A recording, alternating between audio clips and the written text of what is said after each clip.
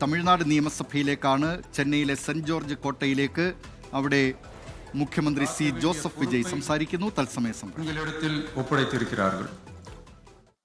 தற்காலிக பேரவைத் தலைவர் பொறுப்பில் மிக சிறப்பாக பணியாற்றிய நம்முடைய உறுப்பினர் திரு மூவி கருப்பையா அவர்களை சந்திக்க நேற்றுக்கு சென்றிருந்தேன்.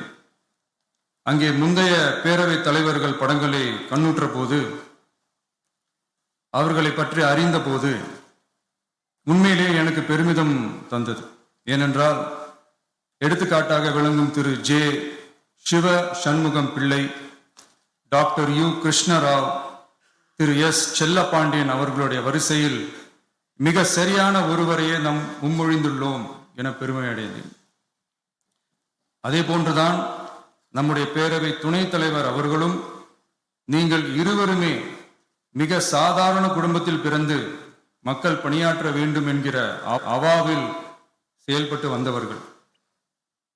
குணம் நாடி குற்றமும் நாடி அவற்றுள் மிகை நாடி மிக்க கொளல் எனும் வள்ளுவரின் வாய்மொழிக்கேற்ப சட்டமன்ற நடவடிக்கைகள் சீராக, செம்மையாக, அமைதியாக நடைபெறும் வகையிலும் சட்டமன்ற ஜனநாயக பண்புகள், நெறிமுறைகள் பேணி பாதுகாக்கப்படும் வகையிலும் இந்த அவைக்கு பேரவை தலைவரும் பேரவை துணைத் தலைவரும் பெருமை சேர்ப்பீர்கள் எனும் நம்பிக்கை எனக்கு உண்டு. அரசியலுக்கு அப்பாற்பட்டு மனிதர்களை மதிக்கும் நல்ல பண்புகள் நிலைநாட்டப்பட வேண்டும்.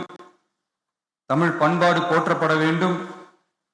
அவையின் மரபும் மாட்சிமையும் மதிப்பும் காக்கப்பட வேண்டும் என்ற நல்லெண்ணத்தின் அடிப்படையில் அந்த பதவி ஏற்றுள்ள தங்கள் இருவராலும் காப்பாற்றப்படும் என்னும் நம்பிக்கையை மீண்டும் தெரிவித்து என் உரையை நிறைவு செய்கிறேன். நன்றி, வணக்கம். மாண்புமிகு பேரவை துணைத் தலைவர்கள் நன்றி உரையாற்றுவார்கள். തമിഴ്നാട് നിയമസഭയിൽ മുഖ്യമന്ത്രി സി ജോസഫ് വിജയുടെ കന്നിപ്രസംഗമാണ് ഇപ്പോൾ പ്രേക്ഷകർ കേട്ടത്. பேரவைத் தலைவர் அவர்களே, வாழ்த்த வயதில்லை, ஆகையால் உங்களை வணங்குகின்றேன்.